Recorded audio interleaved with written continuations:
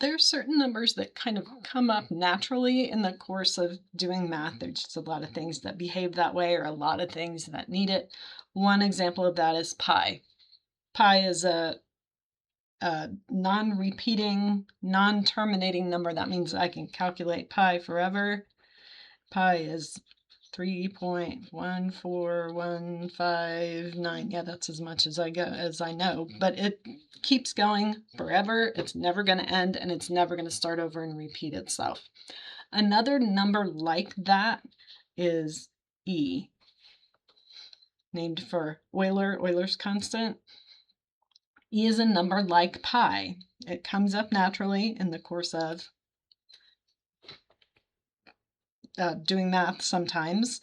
Pi gets all the press. A lot of people know about what pi is. Not as many people know about E. The calculator will tell you the value of E. Here is up above the ln is e to the x.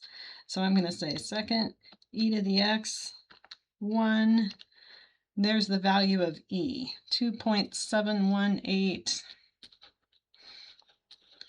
and a bunch of other stuff.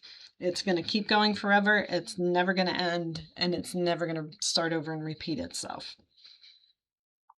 We often talk about powers of E. For example, interest compounded continuously grows according to this number. And if we can talk about powers of E, then we can talk about logarithms with E, since exponents and logarithms are intimately related. If I say, and this is going to be ln, important to note, this is a lowercase l.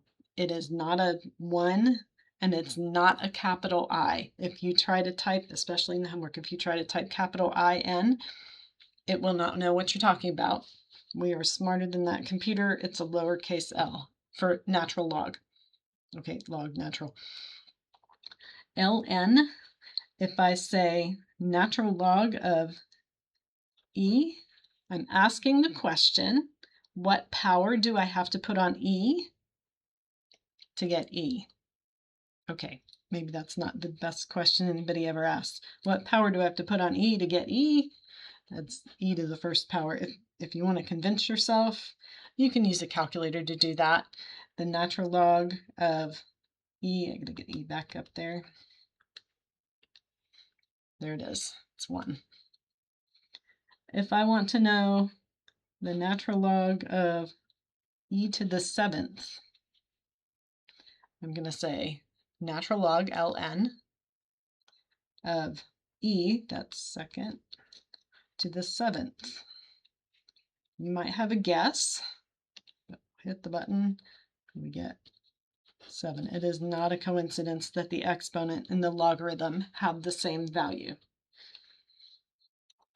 If I want the natural log of 1 over e to the 5th, if you've noticed sort of the pattern that's going on here, you're going to expect this to have something to do with 5.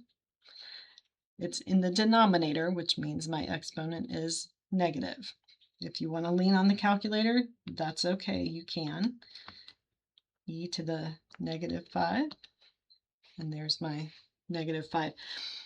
We are not restricted to finding natural log values for things with e's in them. If I want to know what's the natural log of 100, I'm asking the question, e, to what power, what exponent do I have to put on e to get 100?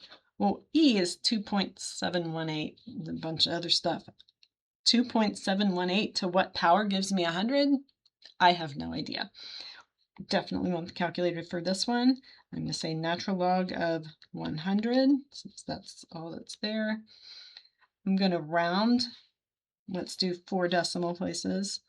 4.605.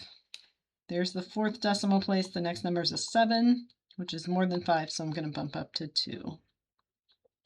And there's the natural log of 100.